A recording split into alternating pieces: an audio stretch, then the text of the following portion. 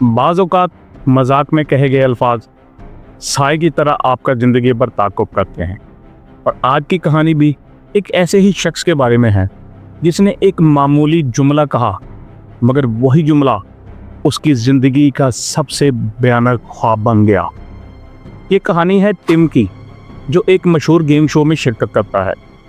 Show के दौरान उससे एक आम सा सवाल पूछा जाता है। उसे पूछा जाता है कि तुम्हारी शादी में सबसे बड़ी गलती कौन सी थी। टिम मुस्कुराते हुए जवाब देता है, मेरी सबसे बड़ी गलती ये थी कि मैंने कबूल है कहा था। देखने वाले कहकहे लगाते हैं, मेज़बान भी हंस पड़ता है और ये जुमला शादीशुदा मर्दों के मखसूस मजाक के तौर पर लिया जाता है। लेकिन कोई नहीं जानता था कि इस मजाक के पीछे एक खौफनाक हकीकत छुपी हुई है। ये वाक़या ऑन एयर होने के 3 साल बाद टिम की बीवी यानी बैकी वो पुरस्कार हालत में मुर्दा पाई जाती है। अचानक टिम की वही गेम शो वाली वीडियो वायरल होने लगती है और हर कोई उस पर तबसरा करना शुरू कर देता है कि टिम ने ऐसा क्यों कहा था। टिम और बैकी की शादी 11 साल तक कायम रही।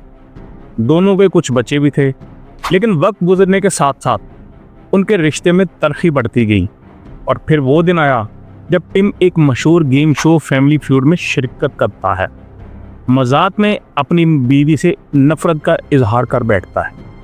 सब ने उसे एक आम मजाक समझा, लेकिन शायद ये मजाक नहीं था। गेम शो के ऑन एयर होने के कुछ अर्सा बाद टिम और बैकी के दरमियान ताल्लुकात मजीद कोशीदा हो गए। दोनों के दरमियान झगड़े इस कदर बढ़ गए कि अलहदगी के अलावा अब उनके पास कोई और चारा न रहा। टिम ने एक नया घर खरीद लिया जो बैकी के घर से तकरीबन 1 मील दूर था, लेकिन अलहदगी के बावजूद इनके दरमियान लड़ाइयाँ जारी रहीं। कभी बच्चों की कस्टडी पर, कभी पैसों पर, कभी घर की मलकियत पर और कभी एक वेपन पर। टिम ने अदालत में दरख्वास्त दी कि बैकी उसे हरासा कर रही है और उसका ताक़ुब करती है, मगर जज ने इस दरख्वास्त को मुस्तरद कर दिया। कुछ ही दिनों बाद बैकी ने भी टिम के खिलाफ एक दरख्वास्त दायर कर दी और उससे तहफ़्फ़ुज़ हासिल करने के लिए दरख्वास्त की, लेकिन उसकी दरख्वास्त में मुस्तरद कर दी गई।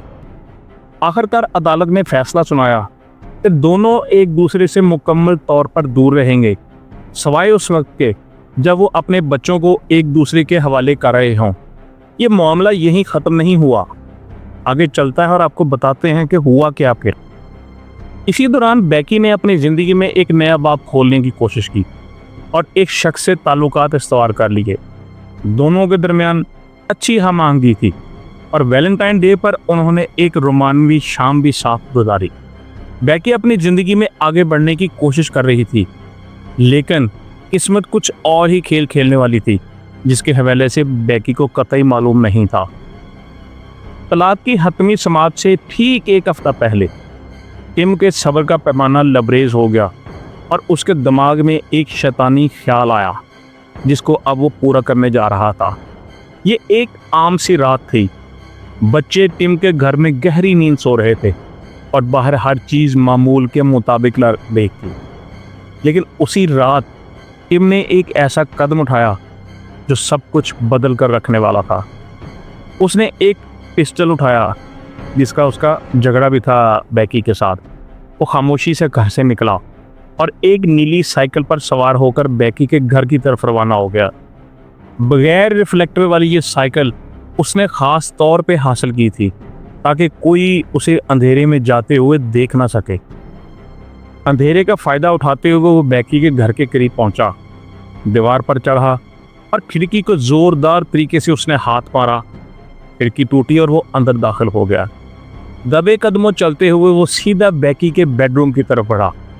उस वक्त हर तरफ सन्नाटा, ऐसा सन्नाटा कि जैसे आज ही खौफ ने ज़मीन पे डेरे डाले हों। टिम ने दरवाजे पर ज़ोरदार तरीके से टांग मारी और दरवाज़ा टूटकर मुकम्मल तौर पे खुल गया। बैकी हड़बड़ा कर जाग गई। खौफ और हैरत के आलम में उसने फ़ौरन अपना फ़ोन उठाया और बाथरूम की तरफ भागी। उसका दिल तेज़ी से धड़क रहा था, हाथ कांप रहे थे, लेकिन इस हालत में उसने हर हाल में खुद को बचाना था। उसने जल्दी से पुलिस का नंबर डायल किया, लेकिन जैसे ही उसने दरवाज़ा बंद करने के लिए मुड़ने की कोशिश की तो टिम ने फायर कर दिया।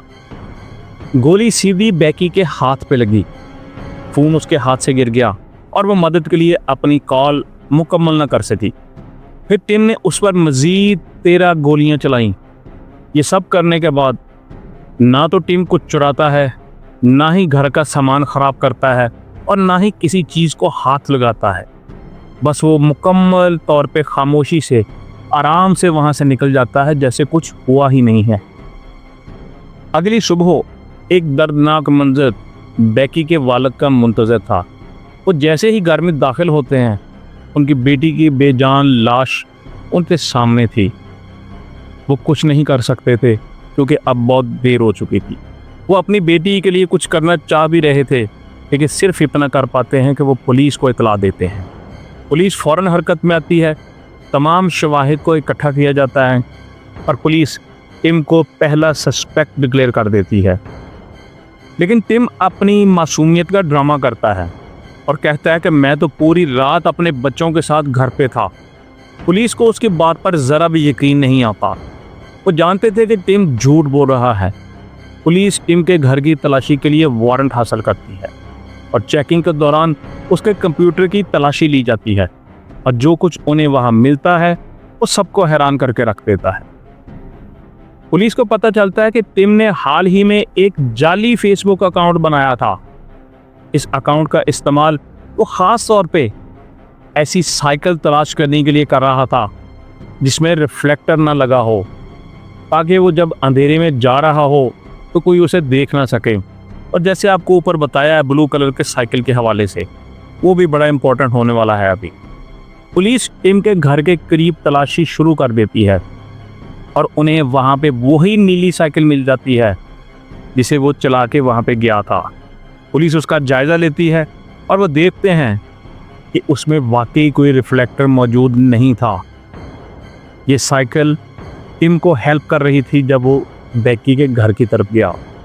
टिम की गूगल हिस्ट्री में कुछ ऐसे अल्फाज भी मिलते हैं जो किसी आम आदमी के नहीं बल्कि एक कातिल के हो सकते थे। उसने गूगल पर सर्च कर रखा था कि घरेलू साख्ता पिस्टल साइलेंसर कैसे बनाते हैं, हाथों से बारूद के निशानात को कैसे साफ किया जाता है। ये वही चीज़ें थीं जो सिर्फ पेशावर कातिल जानने की कोशिश करते हैं। जब बेकी अपने नए दोस्त के साथ घर पर थी, टिम ने एक अजीबोगरीब हरकत की। उसने बेकी के नए दोस्त की गाड़ी की नंबर प्लेट और उसका वीएन नंबर 200 बार गूगल पर सर्च किया। ये साफ जाहिर करता था कि टिम शदीद हसद और गुस्से में था। वो हर कीमत पर बेकी की ज़िंदगी बर्बाद करना चाह रहा था। पुलिस को जाए वक़ूअत से पिस्टल के खोल मिलते हैं। ये पिस्टल वही था जो टिम ने इस्तेमाल किया था और अदालत ने इसे बेकी को वापस करने का हुक्म दिया हुआ था, लेकिन टिम ने इसे अपने पास ही रख लिया था और इसी हथियार को इस्तेमाल करते हुए उसने बेकी को मौत के घाट उतार दिया था।